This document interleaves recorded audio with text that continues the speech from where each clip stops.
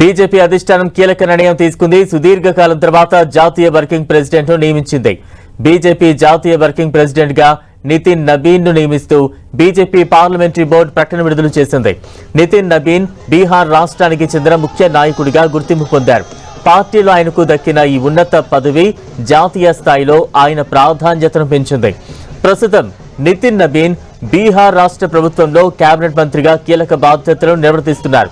బీహార్ ప్రభుత్వంలో ఆయన రోడ్డు నిర్మాణ శాఖ, పట్టణాభివృద్ధి, గృహ నిర్మాణ శాఖ మంత్రిత్వ శాఖల పోర్ట్ఫోలియోలను పర్యవేక్షిస్తున్నారు.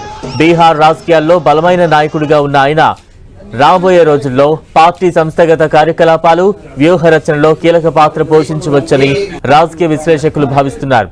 1980 మే 23న పాట్నాలో జన్మించిన నితిన్ తండ్రి నబీన్ కిషోర్ కూడా బీజేపీ ఎమ్మెల్యే అవడంతో ఇంటర్ తర్వాత ఆర్ఎస్ఎస్ వైపు బాగా ఆకర్షితులయ్యారు. తండ్రి మరణం తర్వాత రాజకీయాల్లోకి ఎంట్రీ ఇచ్చిన నితిన్ అనతి కాలంలోనే అంచెలంచెలుగా ఎదిగాడు. నబీన్ బంకీపురా నియోజకవర్గం నుంచి 4 సార్లు ఎమ్మెల్యేగా గెలుపొందారు.